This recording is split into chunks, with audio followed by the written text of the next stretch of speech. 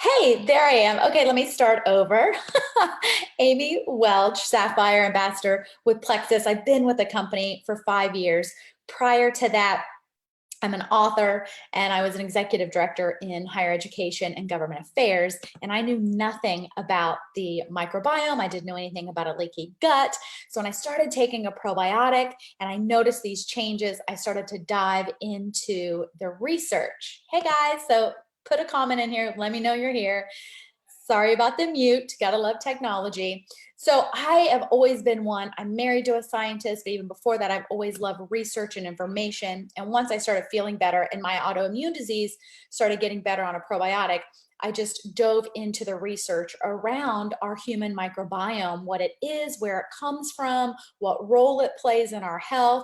And so I want to share that with you today on this Lunch and Learn. And then throughout this afternoon, I'll put some more posts in this group. Feel free to search the hashtag #LoveYourGuts so you can see all of the information. So it's really, really fascinating to me.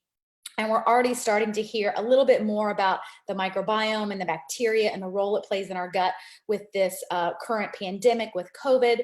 They have identified a couple of strains in people's guts already that are really important. So I really believe you're going to hear more and more about it. So hopefully you can see my screen here. This is our Love Your Guts Lunch and Learn. And the first thing I like to tell people is that we have a human microbiome. I can remember a little girl, my mom would tell me that our body was covered in like millions and millions of bugs. And I didn't really know what that meant. And I certainly didn't know the role it played as I, grew into an adult. But we do have viruses, bacteria, fungi, all over the human body. There's a microbiome of our stomach. There's a microbiome of our intestines. We have a microbiome in our mouth and our respiratory system. We have a microbiome on our skin, and we have a microbiome in our urogenital tract, all different species, all different types of bacteria that is really key in how the human body functions. And we're going to dive into that a little bit deeper. But today we're going to focus on our gut microbiome. That's what you hear a lot about.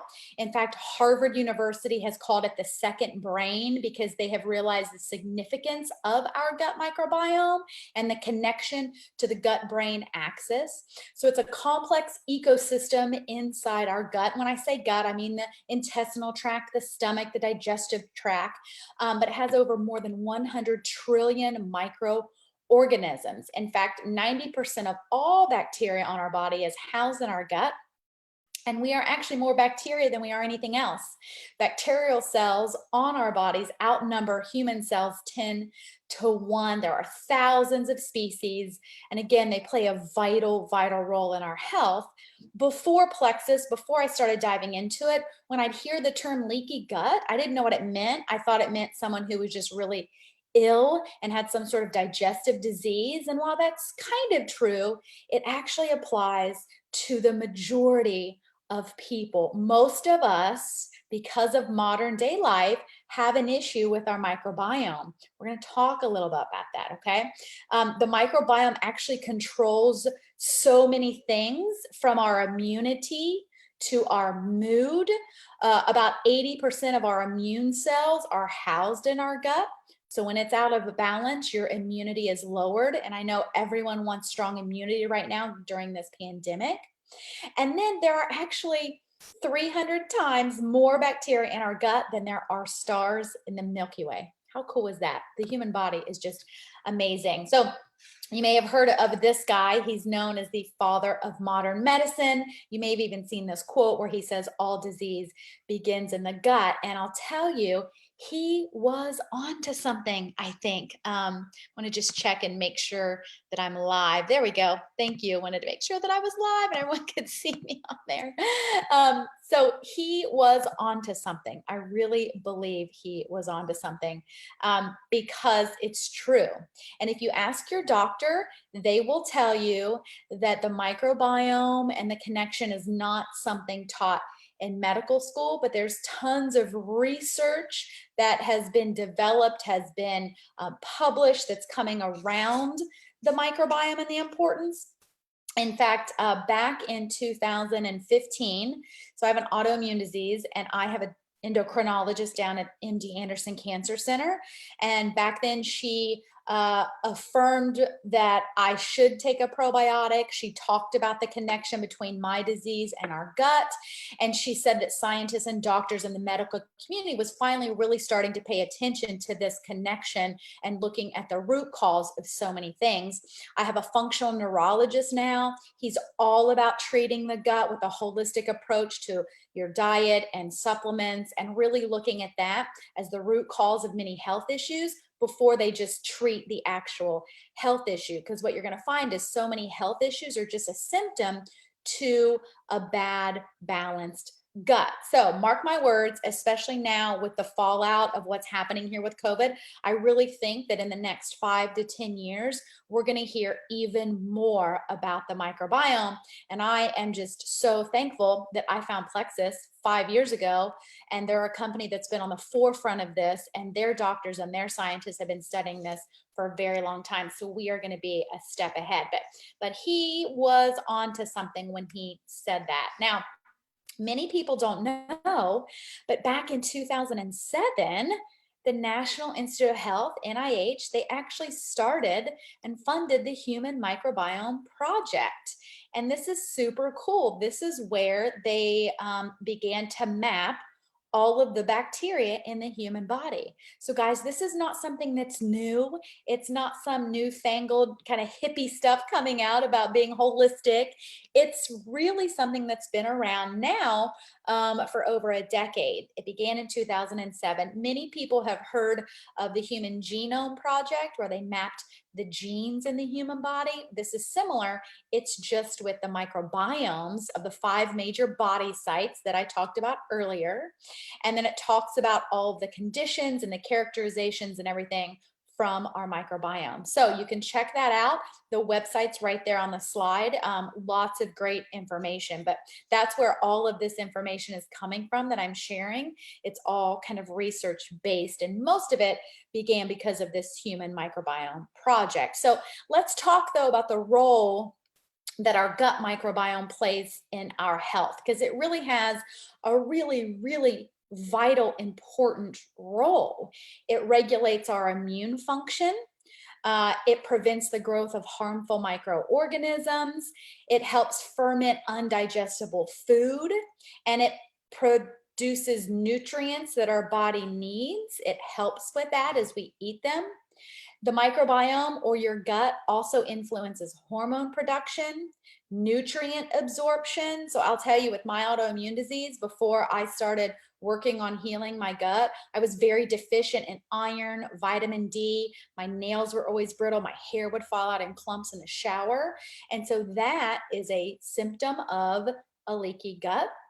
And then it also influences the neurotransmitter production. So a lot of times, if you look at the Harvard articles where they call the microbiome our second brain, it's because of that connection. So a lot of serotonin lies in your gut.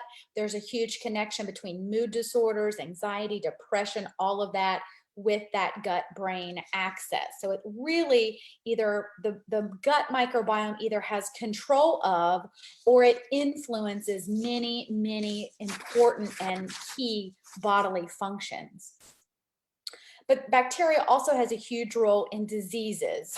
So in our gut, we have good bacteria and bad bacteria. We also have fungi and other toxins, but we usually talk about it in good versus bad, okay? Because if it gets out of balance, the good versus the bad, then it can produce toxins and carcinogens, and these bad bacteria have been linked to things such as digestive issues, autoimmune diseases, other disorders, other health issues, other symptoms that we may not connect back to the gut. It even affects brain function that regulates sleep, pain sensitivity, appetite regulation. So the balance in our gut bacteria is really crucial for our health. Nowadays, though, the last statistic I saw was that 90% of Americans are out of balance. We call that dysbiosis, when you're not in balance. But let's back up a second before we talk about that. Where the heck does the microbiome even begin? And I think this is really cool, really fascinating. It actually comes from childbirth. So we inherit the beginning of our microbiome from our mother. The baby actually, when it goes through the birth canal in a vaginal birth, it actually swallows its first mouthfuls of bacteria, which begin to inhabit the baby's sterile gut. Okay. And if you look there, they've done the studies when they map the microbiome, that when you have natural childbirth and you go through the vaginal delivery, you get the lactobacillus, the prevotella, and the bifidobacterium, which are key to kind of the foundation of our microbiome. In fact, now during COVID, that lactobacillus and bifidobacterium are two of the strains that NIH has discovered are in many of the people who are able to fight off this virus. Now, if you've had a cesarean birth, the baby does not get that gulp through the vaginal delivery. They actually end up getting Clostridium, Staphylococcus, and other different bacteria. So they already at childbirth, we have started the beginning of our microbiome. And it actually takes about 2 years to fully develop our gut microbiome. So the first 2 years of a person's life is really key and sets the foundation. This is when I really like to let people know, though, that if you have something that you have had as long as you can remember, allergies or asthma or some sort of health issue, there could still be hope, because babies can be born in dysbiosis, or by the time they're 2, 3, 4, 5, they can be in that unbalanced gut and start seeing symptoms of that. Okay, so what throws off that balance? Let's say we all have the birth, we all come out with a perfectly balanced microbiome. What throws it off? C-sections and bottle feeding throw off the balance of the microbiome.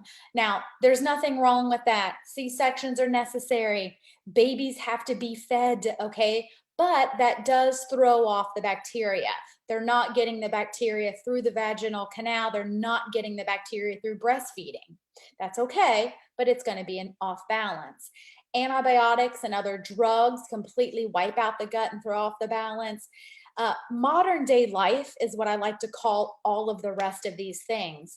So certain medications such as NSAIDs, NSAIDs, birth control pill, but also just pollution, chemicals that we breathe in the air, chemicals or pollution or pesticides that are on our food. Alcohol throws off the balance when we drink alcohol. Stress wreaks havoc on the balance of our microbiome.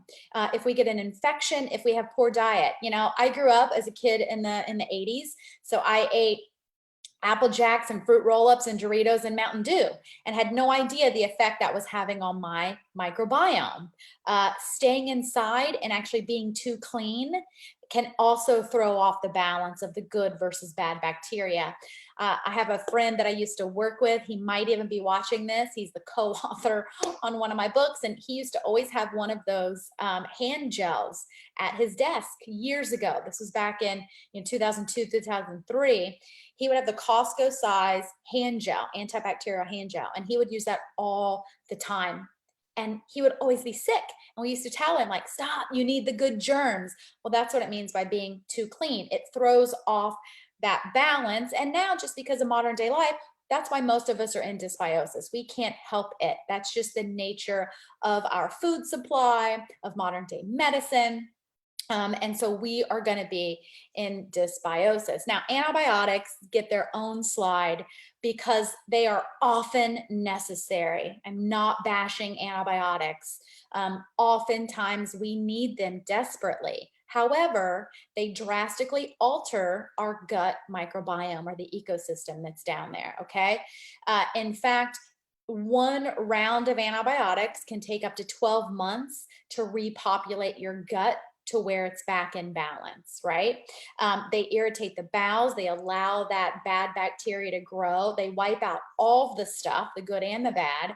And if you guys can think back of how often you have been on antibiotics or your child. I mean, I can remember as a kid growing up, we always had amoxicillin, that pink stuff, in the refrigerator. Always.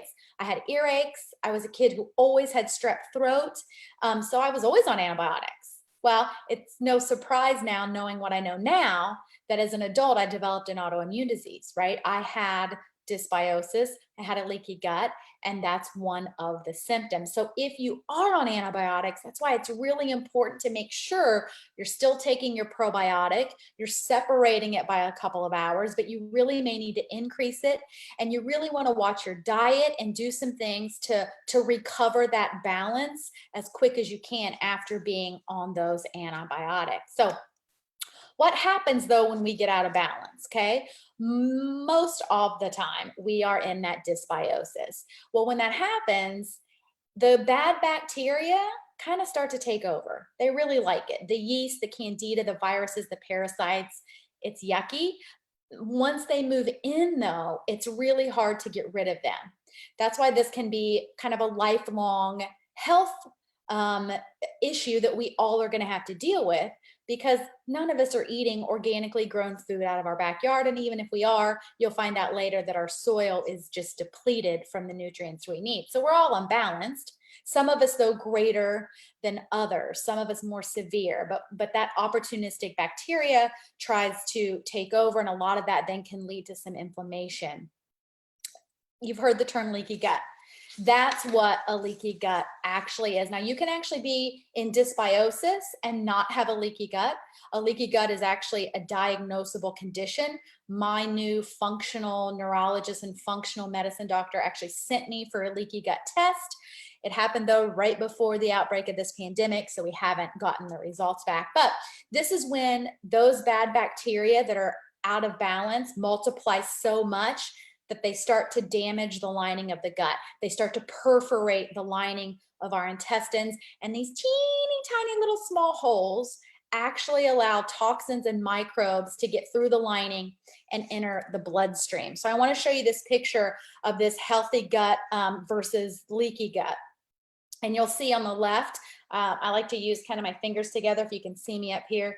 When the gut is healthy, you have these tight junctions in between the cells of your intestinal lining, very tight, nothing's getting through, right? It kind of bounces off those pathogens and immune cells and the food particles. They just keep flowing as they should, right? It keeps that out and only allows these junctions, only allowed nutrients that your body needs to get through the lining of our gut, okay, into the bloodstream. So just the only thing it allows in are nutrients and your immune cells. See that? Then when you have that leaky gut, right, when you're in dysbiosis, if you have an unhealthy diet, if you eat a lot of processed food and sugar, if you are on antibiotics a lot, you have an autoimmune disease like I do, then those tight junctions loosen up. They loosen, they're broken. And guess what happens? When they're compromised, it allows other things to get through into the bloodstream. It allows pathogens. It allows undigested food particles. So a lot of times if you have a food sensitivity, it's a sign of a leaky gut. It's because it's gotten through that junction, and then now your body is kind of attacking it as a foreign particle, and all of a sudden now you can't eat mushrooms or something, right? Oftentimes those are a sign of a leaky gut. So it is possible to heal that junction and to heal that leaky gut, but it does take time and it takes effort. But that's why you might see many, many health testimonies of someone who can now eat food that they were allergic to for years. It's because they finally addressed that root issue of that compromised junction in the lining of their gut. So what happens though, when it gets into the bloodstream, your body is going to do whatever it can so to react to that. When those toxins get into the bloodstream, they get through that lining, then your body is smart. It knows what to do, right? It finds whatever route it can to get rid of these foreign bodies, to get rid of these toxins.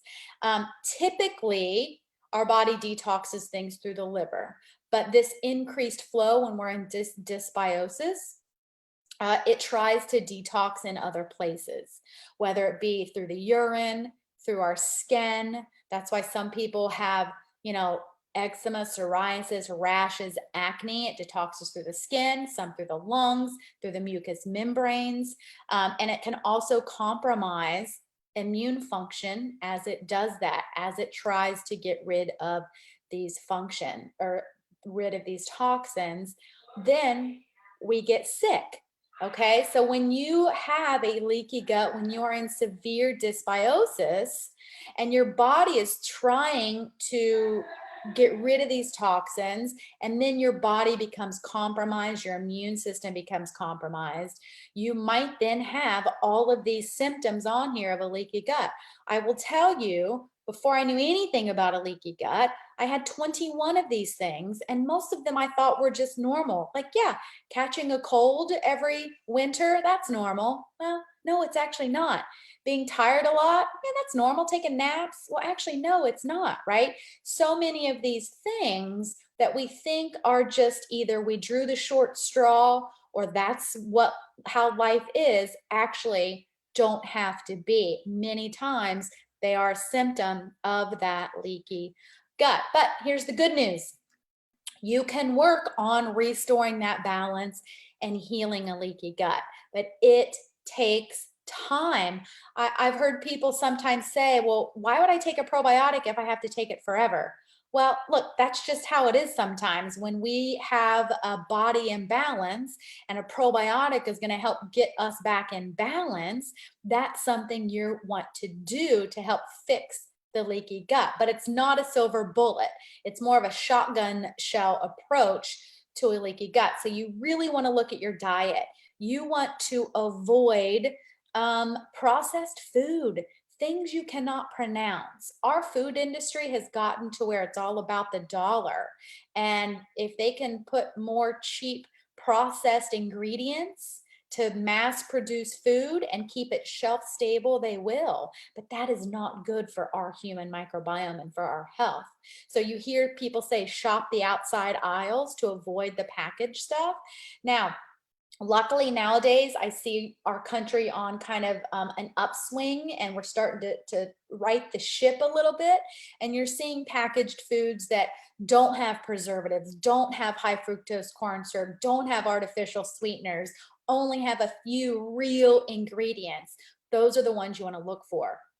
The bad bacteria in our gut feeds on sugars and multiplies, so you want to avoid sugar. When someone comes to me as a client and they are in severe dysbiosis and they just cannot get out of this detox of healing their gut, I will tell them to cut all sugar for 3 to 5 days, starve that bad bacteria. And fake sugar, guys, the aspartame, the sucralose, it is just as bad. In fact, prior to Plexus, before I knew anything about gut health, I had health issues and vertigo and some neurological things happening, and no doctor or no specialist could fix it. They told me I would have to live with it forever, and that was not good enough for me. So I went to Holistic MD, and he told me to cut out aspartame, sucralose, and high fructose corn syrup. And as soon as I did that, everything went away. Okay, so really look at your diet. It has such an impact. You know, they say you are what you eat. I heard that growing up as a kid, and I never thought anything about it. In fact, back when I got married, I thought all of this was bunk. I thought people that avoided packaged foods and stuff were hippies, but it really is true. If you want to live your healthiest, best life, you really are what you eat. Another thing you can do in the holistic approach to your gut health is, if you can, sometimes again, they're necessary, but avoid certain drugs that we know impacts that, right? Maybe you don't need the antibiotic right away. Maybe it's something that can, that's why sometimes doctors are not quick to prescribe antibiotics as much nowadays. Maybe you can go a different route. Certain anti-inflammatories, those have been in the news a lot lately, because first they said you couldn't take them, now they say you can, but NSAIDs, they affect your microbiome. Luckily, I take our Ease, which is a holistic anti-inflammatory that doesn't have a lot of those side effects. But also, you want to kill off that overgrowth of the bad stuff, of the yeast. You want to take a probiotic that has an antifungal and digestive enzymes. Because here's the thing, you want to kill off the bad guys, right? You got to get rid of them. If not, they're just going to keep populating. Luckily, this combo, this is our triplex, our ProBio 5, it does just that. This was actually made for the microbiome. It was made to get people back in balance. ProBio 5 does something that no other probiotic on the market does. It populates your gut with good strains of bacteria, that lactobacillus, that bifidobacterium we talked about, but it also has digestive enzymes. So it helps to break down your food particles even smaller, so it's not going to get through those perforations into your bloodstream.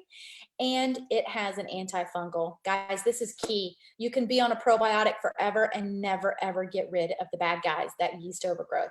You need that antifungal to just break through the cellular wall of the bad yeast, kill it off, and get rid of it, right? You don't want to try to crowd it out with a lot of good bacteria. You just want to get rid of it. So I hope you guys learned some things. Watch throughout this afternoon. There's so much more information we can share, and I will share. I would love to do it live, but then I would be on here forever. So watch for some posts on how our food supply affects a leaky gut or our gut health, how the depletion of our soil has happened over the last 50 years, and other practical things you can do to really love your guts, especially in this time when we all want to make sure we are as healthy as we can be. We're able to fight off viruses and boost our immunity. So stay tuned. Thank you, guys.